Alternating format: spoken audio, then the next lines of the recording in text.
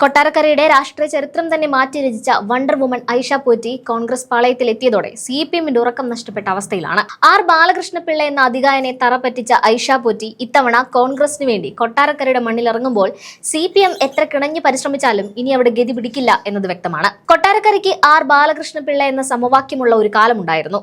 1977 മുതൽ 2001 വരെ തുടർച്ചയായി 7 തവണ തിരഞ്ഞെടുക്കപ്പെട്ട പിള്ളയെ 2006-ൽ തന്റെ ആദ്യ ചുവടുവെപ്പിൽ തന്നെ വളരെ നിസ്സാരമായി പരിചയപ്പെടുത്തിയ ചരിത്രം ഐഷ പോറ്റിക്ക് മാത്രം അവകാശപ്പെടാനുള്ളതാണ്. 12,000 വോട്ടിന്റെ ഭൂരിപക്ഷത്തിൽ തുടങ്ങിയ ആ ജൈത്രയാത്ര 2011-ൽ 20,000-ആയും 2016-ൽ 42,000-ന് മുകളിലായും ഉയർത്തിക്കൊണ്ടുവരാൻ അവർക്ക് നിഷ്പ്രയാസം സാധിച്ചിരുന്നു. പട്ടാഴിയിലെ തെന്നാട്ടുമഠത്തിൽ നിന്ന് രാഷ്ട്രീയ ജീവിതത്തിലേക്ക് കാലെടുത്ത് വെച്ചതു മുതൽ ഐഷ പോറ്റി സ്വീകരിച്ചു പോകുന്നൊരു നിലപാടുണ്ട്.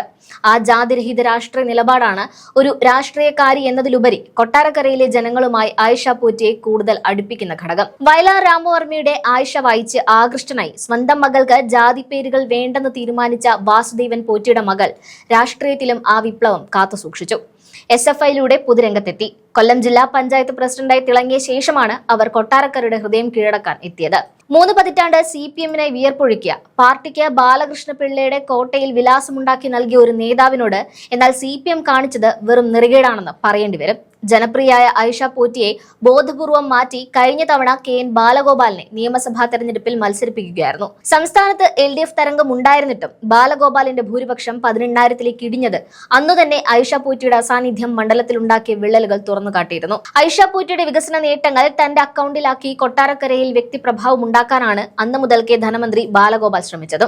മന്ത്രി ബാലഗോപാൽ ആകട്ടെ ഐഷ പോറ്റി MLA ആയിരുന്നപ്പോൾ കൊണ്ടുവന്ന പദ്ധതികളുടെ പോലും നോട്ടീസിൽ നിന്ന് അവരുടെ പേര് വെട്ടിമാറ്റി അവഹേളിക്കുകയും ചെയ്തു. താലൂക്ക് ആശുപത്രി വികസനവും എഡ്യൂക്കേഷൻ കോംപ്ലക്സും സമഗ്ര കൊട്ടാരക്കര എന്ന പേരിൽ ഇപ്പോൾ ഉദ്ഘാടനം ചെയ്യപ്പെടുമ്പോൾ അതിന്റെ പിന്നിലെ യഥാർത്ഥ അധ്വാനം ഐഷ പോറ്റിയുടേതാണെന്ന് കൊട്ടാരക്കരയിലെ ഓരോ വോട്ടർക്കും കൃത്യമായി അറിയാം. തന്റെ പേര് ഒഴിവാക്കാൻ CPM ശ്രമിച്ചപ്പോൾ തന്റെ സ്പേസ് ഇല്ലാതാക്കാൻ നോക്കിയാൽ 100 മടങ്ങ് ശക്തിയോടെ തിരിച്ചു വരുമെന്ന ശക്തമായ താക്കീതും ഐഷ പോറ്റി നൽകിയിരുന്നു. ഒരു നേതാവിന്റെ രാഷ്ട്രീയ ഇടം ഇല്ലാതാക്കാൻ ശ്രമിച്ചാൽ അതിലും വലിയ ആഘാതം പാർട്ടിക്കുണ്ടാകുമെന്ന് ഐഷ പോറ്റി ഓർമ്മിപ്പിച്ചത് ഇപ്പോൾ അന്വർത്ഥമായിരിക്കുകയാണ്. തിരുവനന്തപുരത്ത് വെച്ച് കോൺഗ്രസ് അംഗത്വം സ്വീകരിച്ച ഐഷ പോറ്റിയെ വിസ്മയം എന്നാണ് UDF നേതൃത്വം വിശേഷിപ്പിച്ചത്. ഐഷ പോറ്റി ഒരു തുടക്കം മാത്രമാണ്. പാർട്ടിക്കുള്ളിലെ അവഗണനയിൽ നീറിപ്പുകയുന്ന ഒട്ടേറെ നേതാക്കൾക്ക് പടിയിറങ്ങാനുള്ള ധൈര്യമാണ് അവർ നൽകിയിരിക്കുന്നത്. ഐഷയെ വർഗവഞ്ചക എന്ന് വിളിച്ചും പാർട്ടിയിൽ നിന്ന് പുറത്താക്കിയും ഒതുക്കാമെന്ന് CPM കരുതിയാൽ അത് വെറും വ്യാമോഹമായി മാത്രം ഒതുങ്ങുമെന്നാണ് കോൺഗ്രസ് നൽകുന്ന മുന്നറിയിപ്പ്. താൻ കൊണ്ടുവന്ന പദ്ധതികളുടെ നോട്ടീസിൽ നിന്ന് പേര് വെട്ടിയത് മുതൽ സ്പീക്കർ പദവിയും വനിതാ കമ്മീഷൻ അധ്യക്ഷ സ്ഥാനവും വാഗ്ദാനം ചെയ്ത് വഞ്ചിച്ചതുവരെ ഐഷ പോറ്റിയുടെ മനസ്സിലുണ്ട്. CPMനെ എനിക്ക് ആവശ്യമില്ലെന്ന് തോന്നി, അതുകൊണ്ട് പടിയിറങ്ങുന്നു എന്നാണ് ഐഷ CPMൽ നിന്ന് പടിയിറങ്ങുന്നതിന് മുൻപ് പറഞ്ഞത്.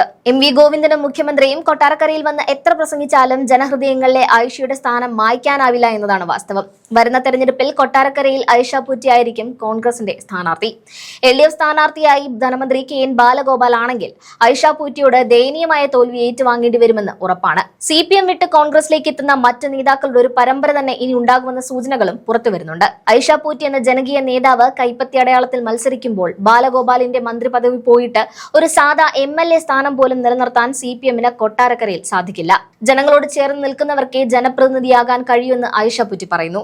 മന്ത്രി പദവിയുടെ ആഡംബരത്തിലിരുന്ന് താഴെത്തട്ടിലുള്ളവരെ മറന്ന ബാലഗോപാലിനും സംഘത്തിനും കൊട്ടാരക്കരയുടെ മണ്ണ് ഇത്തവണ കനത്ത തിരിച്ചടി നൽകും. കൊട്ടാരക്കരയുടെ മണ്ണ് ഇനി മാറ്റത്തിന്റേതാണ്. അത് കോൺഗ്രസിനും ഐഷ പോറ്റിക്കുമൊപ്പമാണ്.